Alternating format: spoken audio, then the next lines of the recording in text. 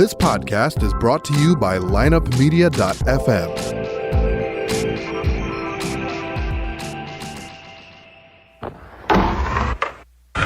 Because if you can tell me what your habits are, I can tell you what sort of a person you are. I can tell you what your future looks like. But like I always say, life is 10% what happens to you, it's 90% what you do about it. The people who are most effective in the workplace believe that their future is going to be bigger than their past. When people don't believe that their future is going to be bigger than their past, they begin to disengage. You're listening to The Circuit of Success, a podcast dedicated to helping you achieve success in every facet of life. Only on the lineupmedia.fm podcast network. Now, your host, Brett Gilliland.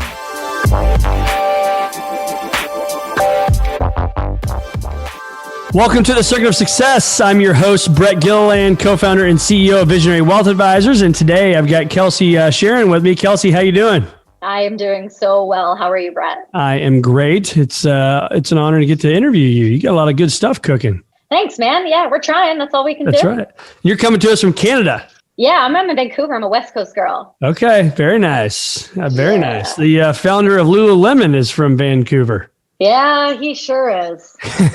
He was on the podcast maybe a year or so, maybe a year and a half ago or something like that. Chip? But, Chip. Yep. We know him out here. I mean, it's so funny because he's completely changed the culture of athletics. And it's interesting to see somebody like that come from a similar area that we're in, because all we hear about is his fancy house up on, and how much money it's worth this year instead of right. last year. And I'm like, bro, I don't care about your house, but I will wear the hell out of your pants. I will wear your clothes. That's exactly right. Yes, sir. That's awesome. Well, so for the people that may not know who Kelsi is, why don't you give us a little lay of the land? We're going to talk about Brass and Unity. It's a company that you founded. It's also now a podcast. You were on the front lines in Afghanistan with the Canadian military, came back, had the post-traumatic stress, just a lot of stuff going on. And I love what you're doing with it now, but you didn't just wake up here and get to feel happy and all that kind of stuff. And so let's kind of talk about some of that, the backstory. Yeah. I'll give you a brief overview. I'll make it as tight-knit as I can. I come from a background of that never quit attitude from my parents, and that kind of carried me through.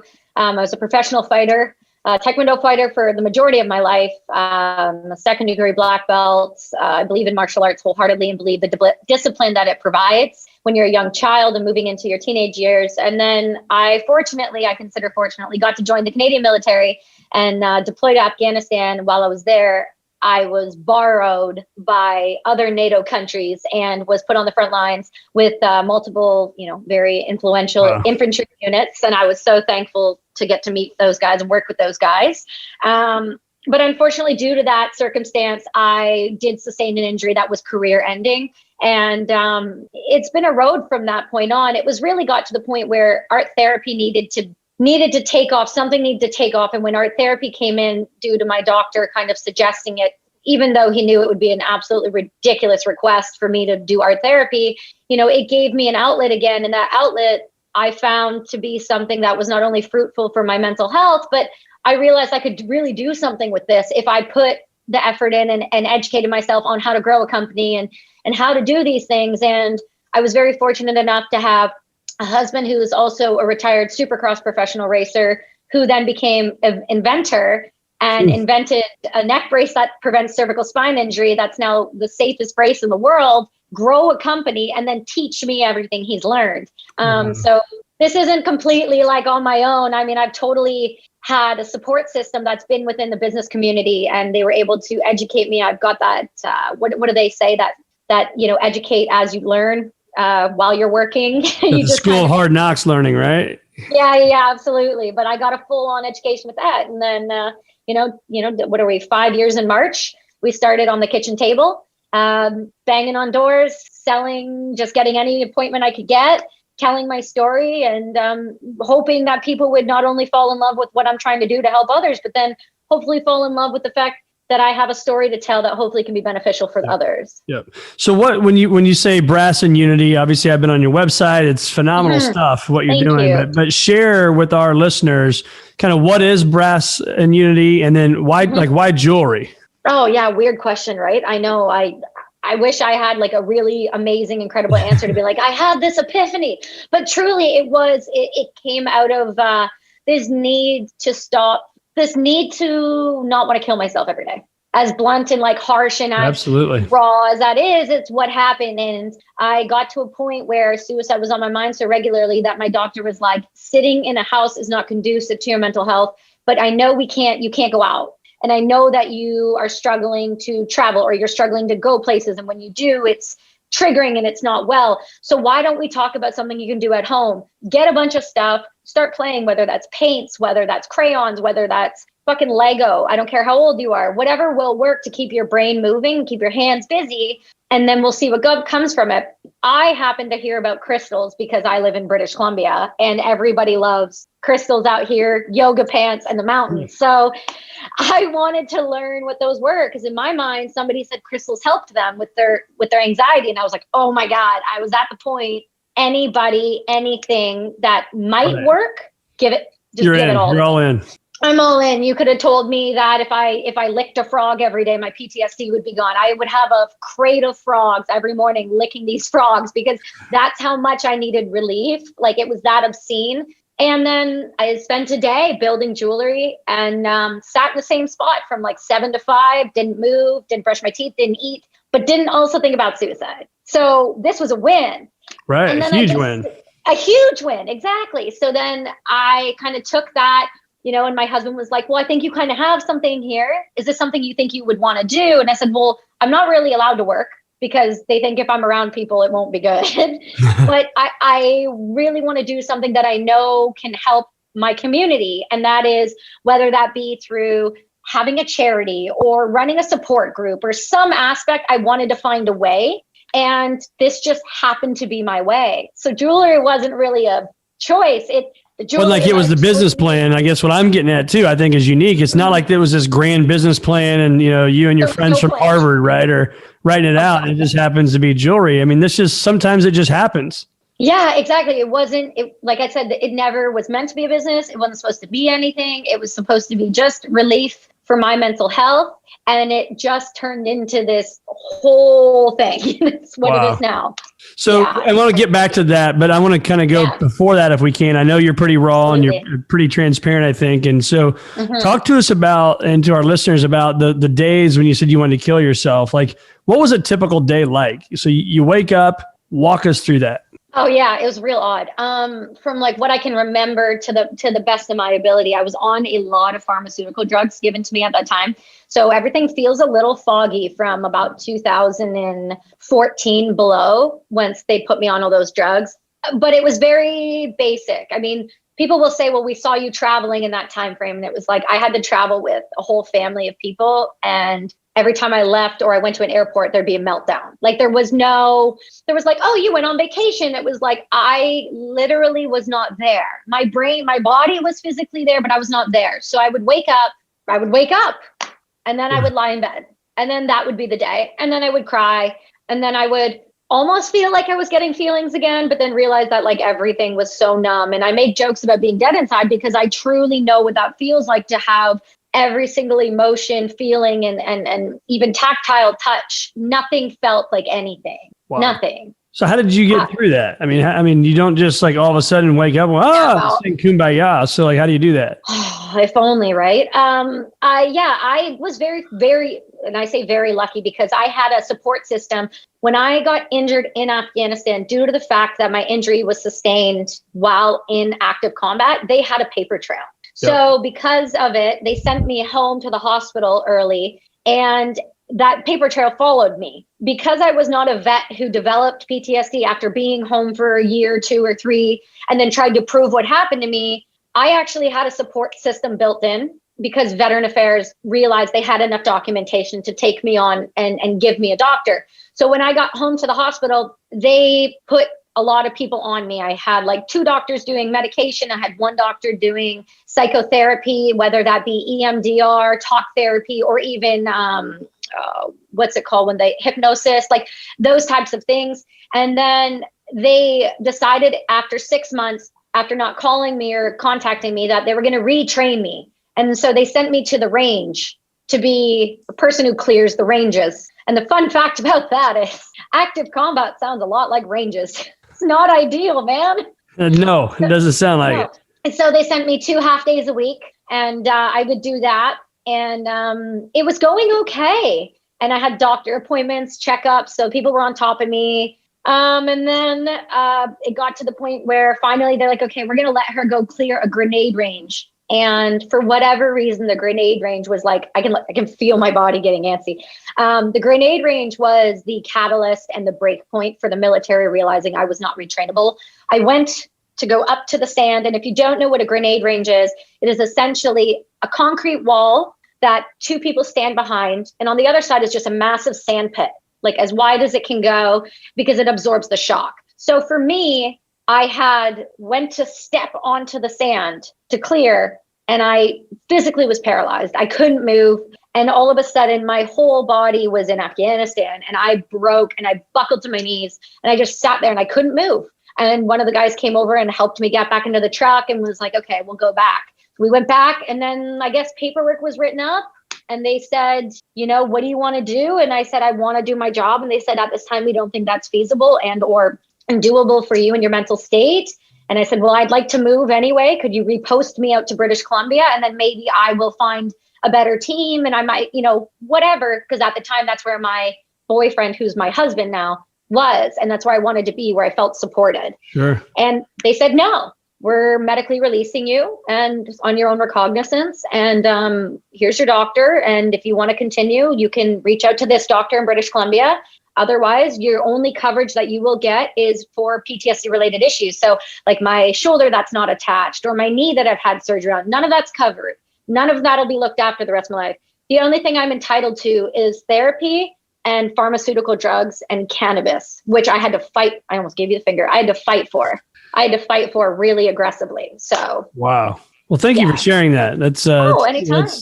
So what would you, so obviously you went through the dramatic stuff, in war. And so what about the person that's driving down the road right now? And they're like, gosh, yeah, I have my dark days, or I have anxiety, or I get into a workroom and I feel the same thing, right? You felt on a grenade deal. They're feeling at work. What advice would you have for them? Well, there's 2 things. Number 1 would always be, if you're feeling like that, or you're getting hints of that, immediately start talking about it to someone, your spouse, your friend, your family. I don't care if it's a stranger on the street. Talking to somebody and letting it out that you're struggling with something heals people, whether they realize it or not. Yep. That talk therapy, that isn't a beautiful thing. But unfortunately, we're in a time where things are very expensive and not everybody has access to those things. So that's why I say, I don't care if it's a stranger on the street. How you doing? Not great. Not great. Life sucks right now. And if they just look at you like you're absolutely crazy, that's okay. But you told someone and you didn't hold it in and you did not bottle it. Yep. That right there is a huge thing. Number 2, for me, when it comes to things like that, as hard as it is, and this sounds so simplistic, and I realize being in this position before, it is not. Get up and move your body. You need to move your body. If you stay stagnant, your mental health will decline more. You need to move your body to allow for your blood flow to go up to the brain, to give yourself a chance. Your serotonin reuptake and all of these things are great when you're on an SSRI, which is an antidepressant. But if you're not on an SSRI any longer and you start to feel those things slope down, move your body, talk to somebody about it, but don't sit there and suffer in a dark room by yourself and allow those voices to replay and go down into a spiral to the point where you can't help yourself any longer. Try not to get to that point if you can help it. Yeah, I think too, if let's put you, I'm just going to use this as an example, I think, but let's say you were like at a level 10, there may be somebody at a level 2 or 3, right? They have a little bit of anxiousness and it's still, I think those 2 topics are great. And I would agree. I've dealt with anxiousness and nervousness most of my life, and not to the extreme of what you dealt with, or, it wasn't, it's just my DNA, right? It's who I am. But it's funny, the more I've shared that struggle, the more I've found that other people deal with it as well. And then you have that common bond, right? Yeah. And then you get that phone call. Hey man, I'm struggling with this. Yep. And I know you struggle with it too. Can you help? And those things happen way more often when you're sharing. And it does release that anxiousness that I've had by talking about it. 100%. It doesn't have to be this huge, $500 an hour psychologist. This can just be a friend. This can just be somebody you can trust. And even to that, I mean, there's always more things, but there's a strategy that was taught to me by Dr. Passy, who is I consider him one of my gods, because he's gotten me to where I'm at. And he, one of the big things that we do in the vet community, especially, is awareness. So if you feel yourself getting anxious, give me 5 things that are around you. Okay. Out of those 5 things, what color are those? What are those colors? One's brown. Okay. One's wood. Okay. What do those feel like? So I'm saying, so as simply as I've got my journal, my phone, a book, my water bottle, and a pen. You got a book. What's a book feel like? Well, that book feels smooth. That book has edges. That book's heavy. Okay, next. What's this paper feel like? It's smooth as well, but it's also textured on this side. But it's now all of a sudden your brain isn't going, it's going, I'm focused on something. And that works when you're in a situational situation that you're finding yourself triggered, or you're finding yourself struggling just being in that room. Try to do, the 4 in, the 4 out. Now let's look around. Pick 5 things. Pick 4 things. Pick 3. Who cares? Pick a couple things, though, to focus on and really hone in on those. And you will find your anxiety will deplete naturally on your own without you even realizing it's happening. That's worth $500 an hour right there. We're done. Yeah, right. Podcast is over. What can I say? I've done 10 years of psychotherapy. I've done everything. I'm that guy that's done everything. And I'm telling you right now, as simple as that sounds, it's one of the best techniques. Isn't that amazing? I can see that because your brain focuses on the bad, right? The really bad stuff. You said your breathing's wrong, your heart rate's up. Yeah. And now I start to diversify my thoughts, if you will. And that makes a lot of sense. That's awesome. Thank you for sharing that. So what's the mission today? So now we go back to where we're at. We have Brass and Unity. You found these crystals, and now you started to say, hey, I like this. And my husband's teaching me about the business. And now here you are. You've got your own podcast. You've got other stuff we won't talk about in the makings. And just now what? Now what? Well, if it were up to me, it'd be world domination. But apparently that is not allowed. I'm the person who's going to reach real far. And I know I'm going to get there because I have that part of me that I don't take no for an answer. And I think, yes, there's a place to take no for an answer, but then you'll find the door on the other side and go around and take and shove it down their throat that way. Because either way, I'm coming for the world, and I'm coming in a way that I'm hoping is not only going to change, my life, my family's life, but my goal is to start my own foundation one day. That is truly what I hope for. We donate 20% of our net proceeds to all these veteran organizations all over the world. But eventually I would like to be the organization that does this work and wholeheartedly does it in a way that I think it can be done more efficiently, more effectively, not only based on science that has come out since, we've been in Afghanistan since 2000 and God knows what. What are we on, like the 15-year-long war, 18-year-long war? It's ridiculous. So I hope to be able to help in that moving forward when it comes to, we don't have to always drug our soldiers. Why don't we talk about other ways to fix problems? Like, there are ways, and I want to be at the forefront of that. I want to be able to fund science. I want to be able to fund things that are going to make the true difference and not just say we're making the difference. And I want to, I want my book one day to be a bestseller. I want it to be a bestseller so I can donate the proceeds. I just want to grow a platform to allow for others to know that suicide doesn't have to be the option, which there's so many vets doing that. So it's absolutely incredible. But I also want to be an example. I'm a 5 foot, 110 pound person who worked with men triple my size, loaded rounds that size. Your size, your look, your ability does not define what you have to be later down the road. And even though I am this small, I want to be remembered as the 7 foot giant that took on this industry in a way to help. And that's all I want to do is help. Work hard and help harder, period. That's my goal. I love that. I think you're going to do it. You can hear it in your voice and your passion. Well, I'm not going anywhere. So people can keep saying no. But hell trying, right? But they're just going to waste their time. So I always like to kind of go back, the yin and the yang of that stuff. So I 100% believe that you will do that. But we're also human beings and we're not perfect. And there's those days that, right now you're on a podcast, you're fired up. It's easy to say that, but then you go home or you're in your car and you're by yourself and you've got this thing up here, right? Your brain, if you're listening to this, I'm pointing at it. Mm-hmm. You've got this brain that maybe you don't, but most people struggle with that, what I would call self-defeating thinking or that self. Absolutely. Right? I still have that every day. Perfect. And that's what I wanted to hear. So, so talk to us about that. You hear that, I want this, right? But this little thing on my shoulder over here is saying, you can't do that, Kelsi. You're this 5 foot, nothing, 100-pound, blah, blah, blah, right? And the story goes on. How do you get over that? Yeah. I don't know that you ever get over that. I think you manage it. I think you keep that thing at bay. I think one of the biggest things for me to keep I call it my crazy side, but to keep that side of me that struggles with the anxiety, the depression, the PTSD, and the triggers, that thing that sits there, that's never going to go away. I just look at it and say, hey, there's got to be a compromise here. Because if we both don't get on the same page, there's going to be none of us. So I like to do things that help keep that at bay.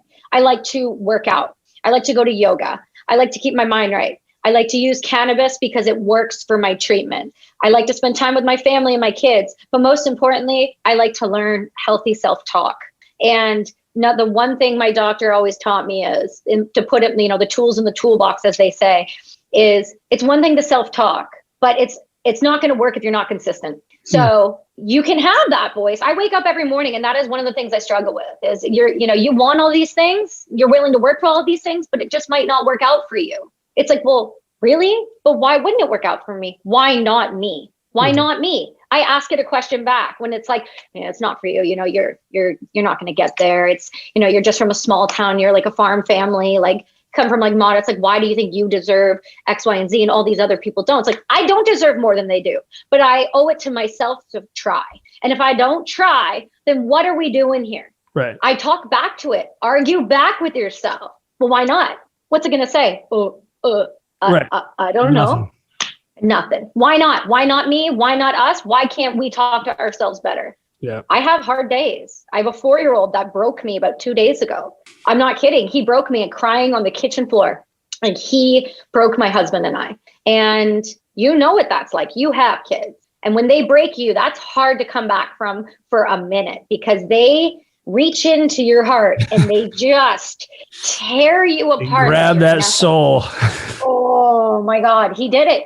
It was horrific. It was the worst day I had ever had with my son. But then I was able to wake up the next day. And when I heard it go, you're going to have to go deal with that bullshit. And you don't want to deal with that. So why don't we just lie in bed? And I went, because if I was able to push a human out of me, I can handle the human I pushed out of me. Right. You don't have to let all I'm of in charge here, damn it. I am the captain now, Brett. Right. And that's all I tell myself is I am not kidding when people are like, I have a hard day. I have them too. I have them more often than not.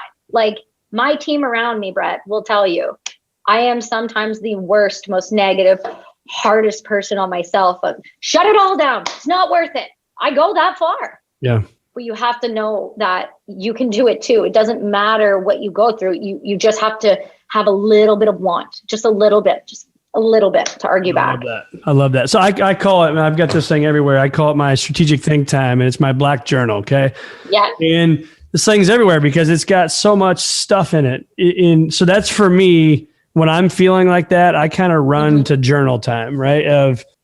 Doors, turn off the phone, and it's me. And all right, how do we get out of this? Because I call it the bounce back theory. The most successful people I know or have the now privilege to interview, they bounce back from rejection like that, right? Like you get bad news and it may suck. It may ruin the day for a moment and you may want to go home and cry, but I guarantee you that Kelsi Sheren gets right back up and goes and punches it back in the face and moves on, right? And most people don't do that.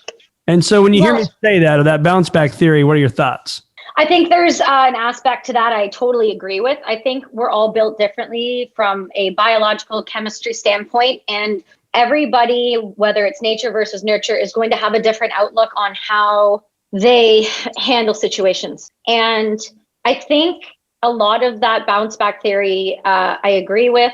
I think there are some people, though, that are just predisposed and wired a different way, and it's no fault of their own. But I do think sometimes those people might need a little more help, even temporarily in the beginning of getting better or hearing no. They might just need a little bit more of a sensitive approach to how they get themselves back up and get moving. Yep. Me, I've just been literally physically kicked in the face since I've been 4 years old. Like, that's just what I do. Somebody has come to my dojo and kicked me in the face on repeat every single day, twice a day until I was about 13. And then again, when later on, I just don't have quit. My mom always taught me, my dad always taught me, can't isn't a word. They cut it out of the dictionary. I don't even know that it exists. And that's because my family grew up, they were predisposed to this idea, they had a harder life, no running water, immigrant family, that sort of thing after the war. And then my mom and dad instilled it in me that literally nothing can be as bad as it was for them. Right. And it can't be, like, truly. And my mother always said, you just keep moving, you get up, you get kicked in the face, you get knocked down, you get up. But I was predisposed to that nature versus nurture my entire, childhood. So that's just how I feel I'm wired. Some people are not like that, and that's okay too, though. And I think that's the difference, is people will bounce back. Some people just need a little more time. Yep. I love that. So if somebody said to you, hey, I need Kelsi's one thing, right? Your one piece of business advice in your everyday life, and we can cheat a little bit and have more than one. But if somebody said you got one, what is it? What's that one piece of advice? In terms of like all. We'll say this. We'll say to be the best version of yourself. One piece of advice, and then also be the best business, man or woman that you can possibly be. Like that one nugget that somebody could take away and implement today into their business. This is what I've learned over the past 5 years, and I wish I knew in the first year of business. Dear God, don't be married to your ideas. And be willing to see, have an open mind and see others see the other side. Because I think it is a detriment to others when all they see is, no, this is the way it is. And this is the way it's supposed to be. I'm supposed to be right. This is my vision. It's going to work. And over 5 years, I've learned really, really quickly the hard way. The more married you to your ideas are, the more you're up to fail. You're apt to fail. Truly, I feel that way, but that's me. I love that. That's great. So then talk to us today about habits, rituals, the no miss items in Kelsi's life. What are those? Cannabis. I'm gonna hit you with that hard. I'm okay with saying that. I'm an advocate, been an advocate before it was legal, never used it in high school or college, have strictly only ever used it for treatment, gone off of 10 different pharmaceutical medications, down to almost off of all of them because of it, actually, at this point. So that's your number one. Number two, for me, you gotta have a water bottle somewhere. You gotta have water somewhere. Always have water with you. Drink more water. Another one would be, for me, you gotta at least get 5 to 10 minutes of meditation a day. Or you gotta be able to look inward for at least 10 minutes a day and go, okay, this is for me. I don't care what has to happen, but this needs to be for me. Because I never used to look after myself. It's a big one. I love that.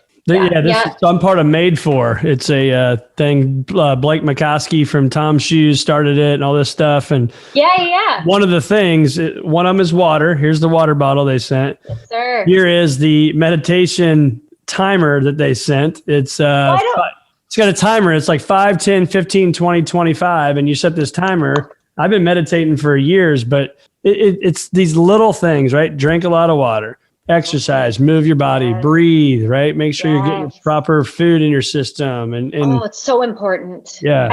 Nutrition for people. I've seen what it does to a 4-year-old with sugar. Like, you don't need it. Right. Cut it out.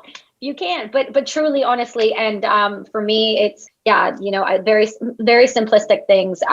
You'll always hear me jingling. You'll always know I'm coming. I always wear my hat. It's like my shield of protection. I feel like it's my beret in the military. It's my safe space. I won't go without it. But for me, it's just, meditate, give yourself some time, be kind to yourself, drink some water, and move your fucking body. I love it. That's awesome. So if you had to tell yourself, give yourself some advice, go back maybe 5 years, 10 years, 15 years, whatever you want to do. What advice would you have for that, Kelsi? Keep your head down, because you are in for a whirlwind, kid. Because honestly, keep your head down and keep moving forward and know that it will get better. That sounds cheesy and lame and ridiculous, but I think it's one thing to say to someone, what's the piece of advice you'd give them? I think in all things aspects that I've been in my life, marriage, child, loss of a child, business, war, whatever you may be, mental health struggles, I think that the biggest thing is always put one foot in front of the other and know that tomorrow is a new day. It is so important, especially when you are as low as I've been. You have to know that tomorrow is a new day. And as long as you put one foot in front of the other, everything will be fine. Yep. What's been your biggest learning from this crazy pandemic that we're living in right now? What's been your biggest learning? My biggest learning is, this is recorded. 2 things. We can always edit it out, but let it rip. No, Kelsi. let it rip. I never thought I would say this, but I lost a little bit of faith in my own government and their ability to trust science. So my biggest learning curve really would have been learn to filter out the noise, stop watching the news, and be willing to look inward for when you're struggling, because the divorce rate over COVID has been like increasingly high. And I think it's because everybody is now realizing that when they're all together, they don't know how to communicate. Communication is the most important thing I can ever instill in a child or a friend or somebody who doesn't know how to communicate about their feelings, what's going on in their life will only struggle, will only continue to struggle. So for me, COVID, the real learning curve is, being willing to pivot business wise. That was massive. We pivoted at the very beginning of COVID because all of my retailers shut down. All of my retail locations, over 200, gone. Wholesale was gone. Online stopped. We had no income and nothing coming in. And for overhead companies, that was real crazy. We pivoted. We realized we can't do anything sitting here. So what can we do? Well, our factory makes masks. Cool. Let's get our medical license to import masks to Canada. Great. Imported 200,000 masks for hospitals in Ontario. Perfect. So we did our part. But also, we didn't make a dime. What we did is we charged the government exactly what it would cost to make these masks. And we sent it over. So the cash went into the account and went right back out. But it still went in, and it kept us afloat for the amount of time we needed to then be able to pivot and get our online up and running the way we needed it to be. So you got to be willing to move. Don't be married to your ideas. Move. Yeah. Think on your feet. And I love that when you say think on your feet is like sometimes, again, it just happens, right? The jewelry piece just happens. And then this mask thing is this, I think I'm guilty of it. Maybe others are guilty of it too. It doesn't have to be this perfect process to get it done. When your feet are, you're walking on fire, you got to move fast. And so you were walking on fire and you had to move. Well, the idea of ever having to, we've lost so many small businesses. We've lost so many companies, and really the only people pulling out of this ahead are the large corporations. And so you're seeing all of this, just destruction happen. And the idea that could have been me was just not something at the time I was willing to accept. I'm too damn stubborn to lie down. Right. My own detriment, but we made it through. We're here, we're moving again. And if that happens again, we'll figure it out. But I was never letting anybody go. Nobody needed to suffer more in my circle than everyone else had already had. Well, I'm not wearing a hat, but hats off to you for doing that. Nice work. So I steal your cell phone over there. I think I can see it right over there. I steal that from you, and I'm going to delete an app, not email, because you got to have that for some work stuff. But if I'm going to delete, what's the one app on there you don't want me to delete? Oh, my calendar. I need my calendar. I've learned that the hard way. Oh my gosh, don't delete my calendar. You can delete everything else except for my photos because we have pictures of my babies. But that's right. Delete everything else. Delete social media. Delete the banking apps. Delete. I don't even have much on this thing, but delete everything. Just give me my your calendar and my calendar. Yeah, I'm good. Okay, that's very simple. I like it. Last question for you. I've been asking this question for hundreds of guests, and I've not asked it the last few for some reason, but I'm going to bring it back. It's an oldie, but a goodie, but the fears, we've all put fears in our mind, right? Yeah. 1,000, 1,000,000,000,000, 1,000,000, whatever of them. How many of the fears that you have put in your mind have actually come true to the magnitude you put them in your mind to be? Yep. For those of you listening, she's holding up a big fat 0 in front of the camera. A 0. Big old 0. I could write it with a pen on a piece of paper. I'd slap it up against it because I feel like you are your own worst enemy. You really are. You're your own worst. You can be your best friend or your own worst enemy. And I'm telling you right now, no fear is as bad as you make it out to be, especially when it happens in real life. We all have those fears of losing our children or something happening to a loved one or things like that. But I'm telling you right now, the stuff I used to put on myself and the way I used to think, nothing has ever come remotely close to my own fears. I've allowed my own fears sometimes to hold me back. And I learned, especially this year, Why? What else can happen? If I can make it through this, I can make it through anything. What else can happen? Yeah, you're right. And I think too, when I hear that, I just replay the last, 45 minutes, whatever it is we've been talking of. Isn't that long? That's already? I know, right? Time flies when you're having fun. Yes, sir. But, from a person that wanted to literally kill themselves every day in these dark spots, you still hold up the big fat 0 because it doesn't ever, shouldn't say ever, but it rarely blows up to the magnitude we put it right up here in our mind to be. Our mind is a beautiful, beautiful thing, but it can also be the scariest place in the whole wide world sometimes. Literally. Yeah, and the suicide, I just want to make a note of that for people too, because like, oh, well, you're doing all of this and you feel fine now. It's like, no chance. I broke last month. There was a point where there was a day where I was very suicidal and I couldn't be left alone. This is last month. Right.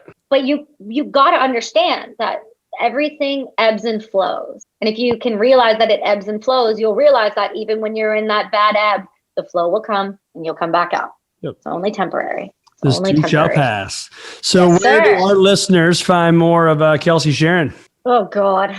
Well, apparently I had to start a personal page. So I got, you've got my Instagram at Kelsi, KELSIE_Sheren. Then you've got at Brass and Unity on all platforms. The Brass and Unity podcast you can find on all platforms as well. We're around. We're on Facebook. We do the Twitter twatter thing. We got the stuff. That's good. We'll find you on there. We'll put it in the show notes. I got to ask you too. I saw on your website, you got like what, Kevin Hart and Ellen DeGeneres and all these people wearing your jewelry. Yes, how's sir. That we got, really? Sat down at a table in Las Vegas when I was pregnant. I went and I backpacked a trade show that I knew nothing about, that you weren't allowed to do that in. I was 4 months pregnant, went to Las Vegas, walked through the trade show at Magic, stopped people in the hallway on their way to their buying appointments, pulled out sample line sheets and was like, hey, you want to carry my stuff? Signed 10 accounts, went to dinner one night, happened to be sitting down at dinner. Someone sat down beside me. It happened to be Jesse Tyler Ferguson's husband, Justin Makita. Justin goes, love your stuff. Love to talk to you. I'm like, cool. Chatted the next day. Calls me a month later. I got a friend named Beth Bears that really likes your stuff. Would you ever want to do a collection with her? Sure, why not? Next thing you know, the Thursday, hey, Kelsi, they got a spot on Ellen's 12 Days of Giveaway. Would you ever want to be on it? Can you get us product by Friday? No problem. You just don't say no. You find a way to make it work. And somebody asks you to do something in business, you say yes, and then you figure it out afterward. You never say no to an opportunity. Never, never, never. I love that. That is great advice. Thank Kelsi. You, sir. Well, it's been awesome having you and such a privilege. You've got an amazing story and you're going to do amazing things in life and you already are. You're going to continue to make a huge impact. So we'll share where to find you. If there happens to be maybe a book or anything like that just happens to come out in the future, we will send them your way and maybe you'll come back and join us on the show when it's out. If it's out. I will come anytime you would like me, Brett. I have had a great conversation with you. I've never been asked some of these questions. And so you stumped me and I love it. Awesome. Thanks for joining us. Thank you so much, Brett.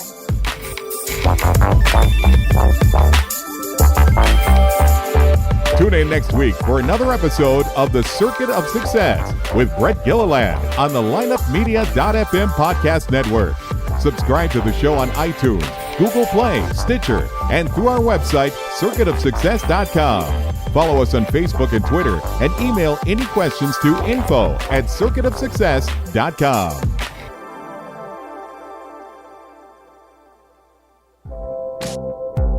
This podcast was a presentation of lineupmedia.fm.